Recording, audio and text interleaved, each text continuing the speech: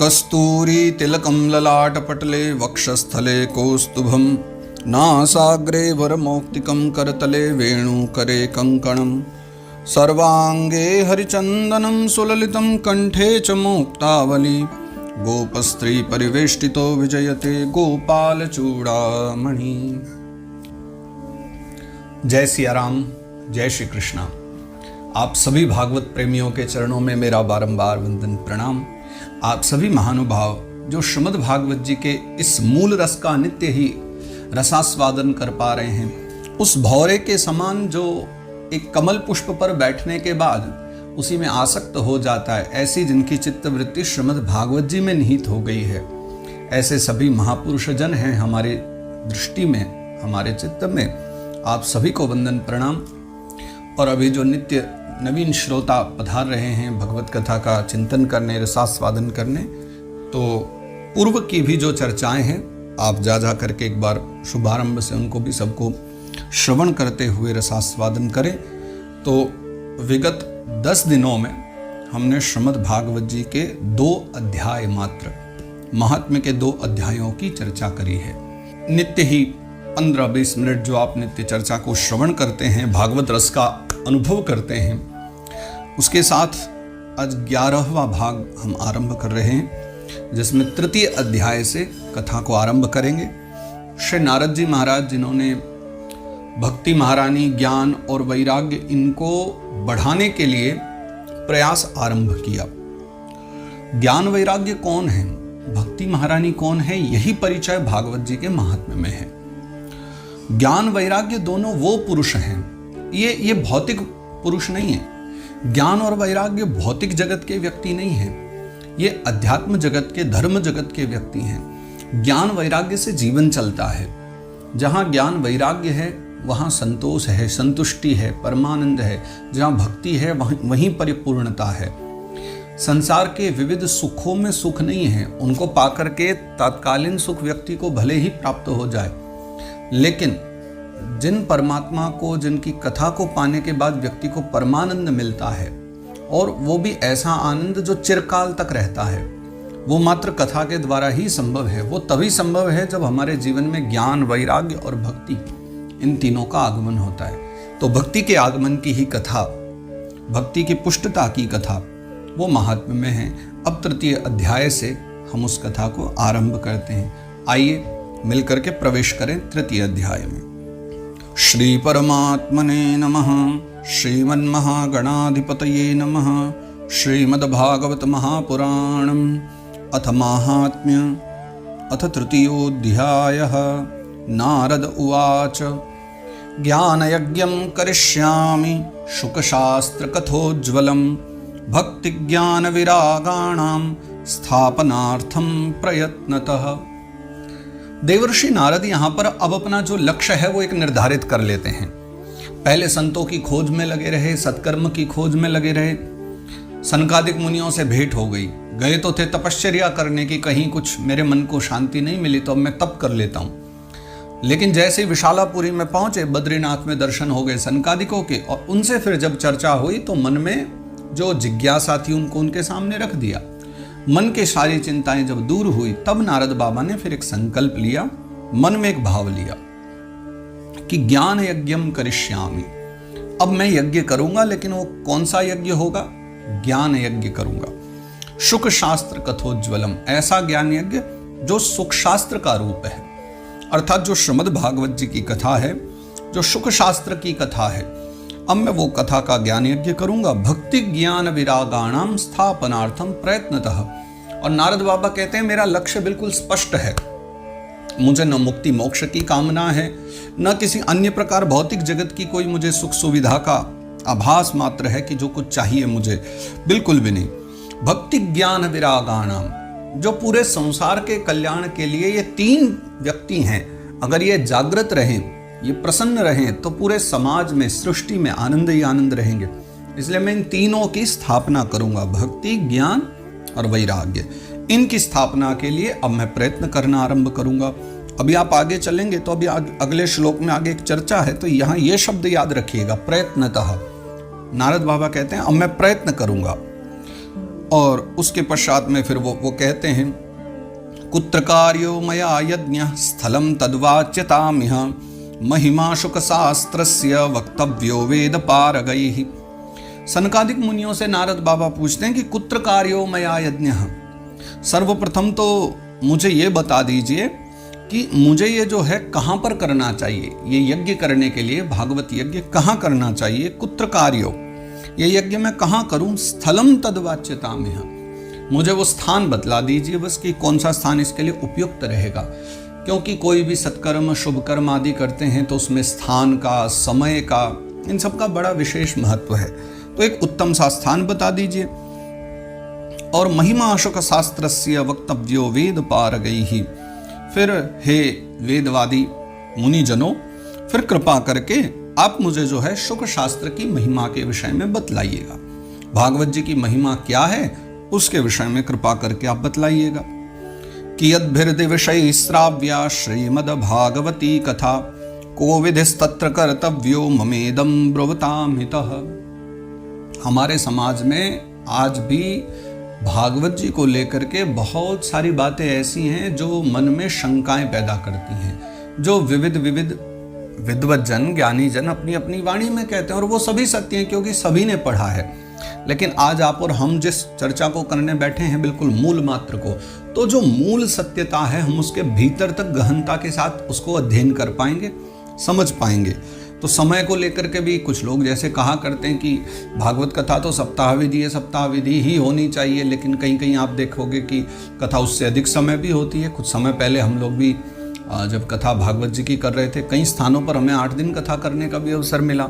और अभी चरखी दादरी में तो परम पूज्य श्री महेश गिरी महाराज जी ने जब कथा कराई थी तो 11 दिन की महाराज जी की आज्ञा थी, 11 दिन हमने कथा करी। तो कहीं 15 दिन भी होती है, 1 मास पर्यंत भी होती है, वर्ष पर्यंत भी होती है। तो मूल कब कितनी करनी चाहिए उसके विषय में भी अगर हम ध्यान पूर्वक आगे बढ़ते हुए श्रवण करते चलें, वो सब भी हमें इसमें जानने को मिलेगा।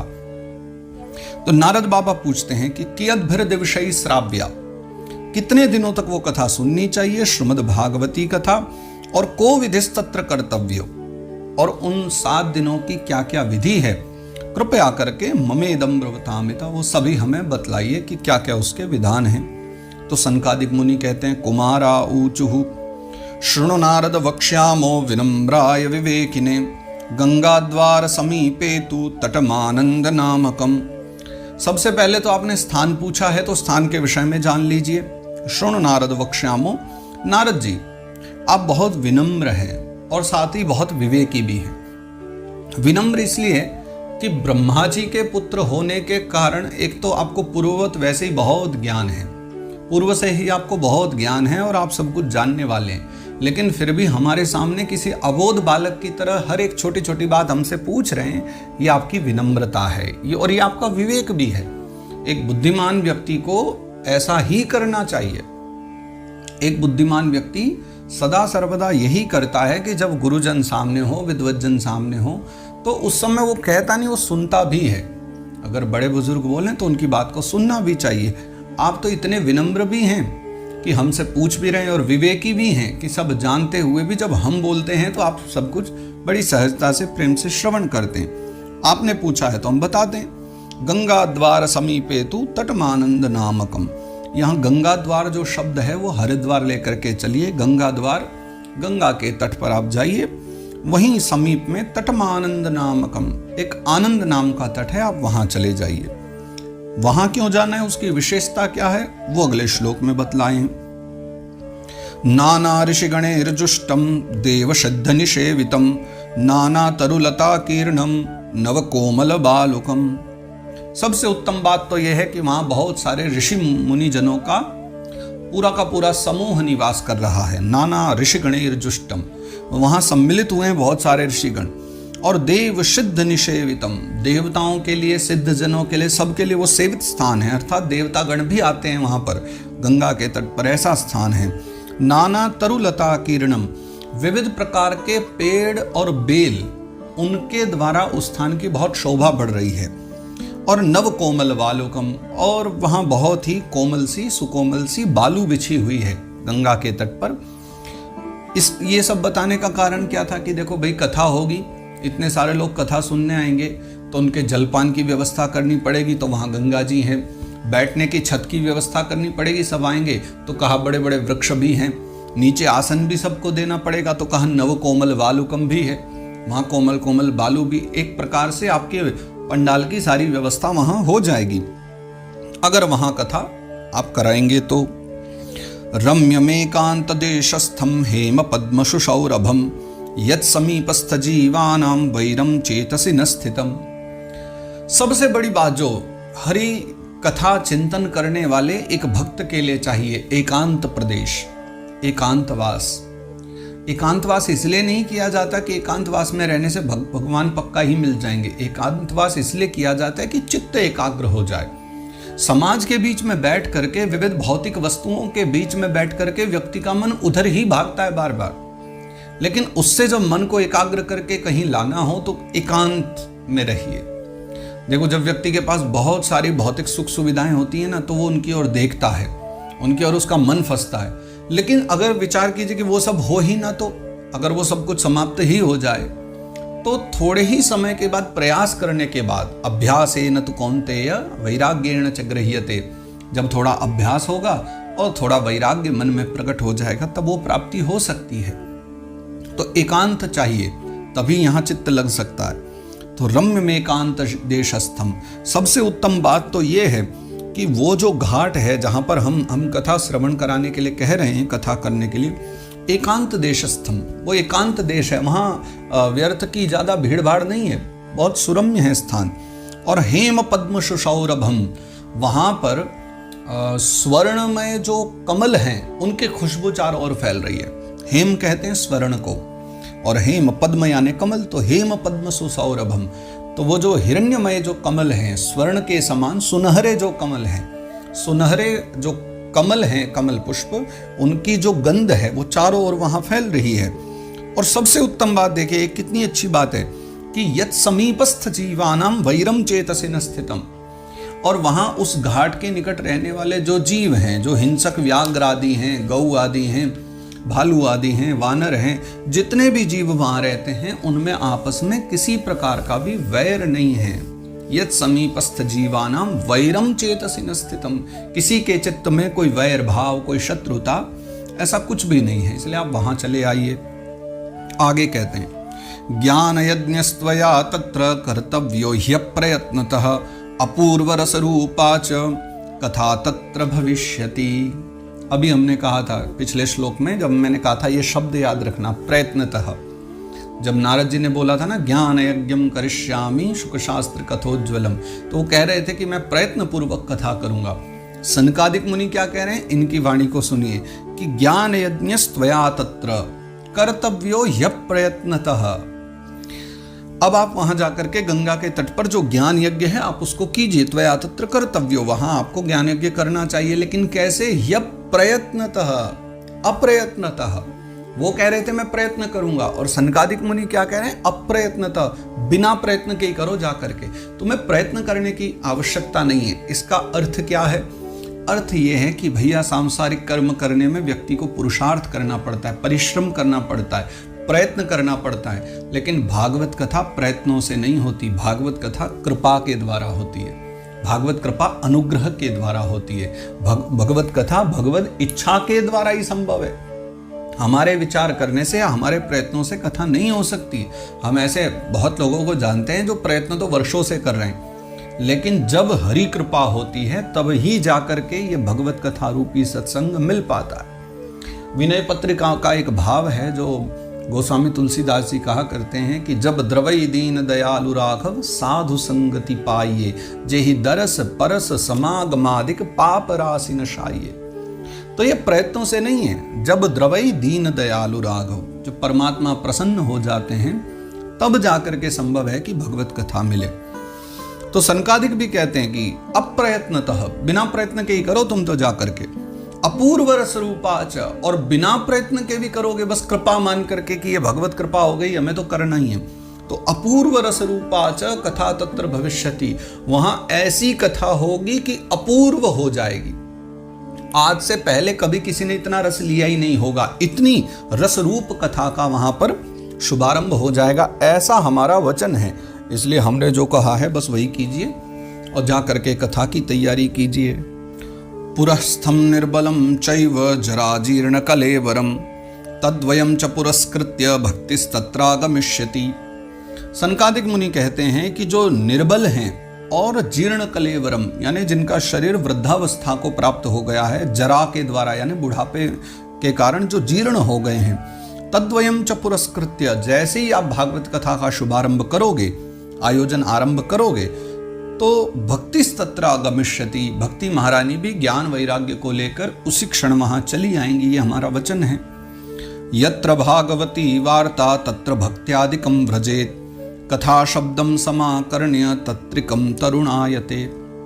देखो, यत्र भागवती वार्ता तत्र भक्त्यादिकं व्रजेत, जहां जहां हरि कथा होती है भक्ति महारानी स्वयं ही वहां चली जाती है। ये पुराना एक नियम बना हुआ है कि जहां जहां भगवत कथा होगी, भगवान के चरित्र गाए जाएंगे, तो भक्ति महारानी स्वेच्छा से ही प्रसन्न होकर ज्ञान वैराग्य को लेकर दौड़ पड़ती है वहां। तो जब हम कथा स्वयं करेंगे, आप स्वयं बैठ करके श्रवण करोगे, ऐसी व्यवस्था करोगे, तो भक्ति महारानी क्यों नहीं आएंगी, वो चली आएंगी। इसलिए अब आपको वापस वृंदावन जाने की आवश्यकता नहीं है। आप सीधा हरिद्वार जाइए, कथा शुरू कीजिए। देखो, भक्ति ज्ञान वैराग्य तीनों दौड़े दौड़े चले आएंगे कथा सुनने। कथा शब्दम समाकर्ण्य तत्रिकम तरुणायते, और जैसे ही कथा के शब्द उनके कानों में पड़ेंगे तो वो जो जरा जीर्ण हो चुके हैं ना, वो दोनों ज्ञान वैराग्य सोए पड़े हैं, तत्रिकम तरुणायते, वो सब भी तरुण अवस्था को दोनों ज्ञान वैराग्य प्राप्त हो जाएंगे। सूत उवाच, तो सूत भगवान शौनकादिक ऋषियों को कहते हैं कि एवं मुक्त्वा कुमारास्ते नारदेन समं ततः गंगा तटम समाजग्मु कथापानाय सत्वराः। और एवं उक्त्वा कुमारास्ते, सनकादिक मुनि इस प्रकार कह करके नारद जी को साथ लेकर के, नारद जी के साथ ही साथ गंगा तटम समाजग्मु, गंगा के तट पर आ गए हैं। किस लिए? कि कथापानाय सत्वराः, भागवत कथा का श्रवण करने के लिए। देखो, यहाँ भी ऐसा नहीं सूत भगवान लिख रहे हैं कि सनकादिक मुनि कथा सुनाने आए और नारद जी सुनने के लिए चले आए।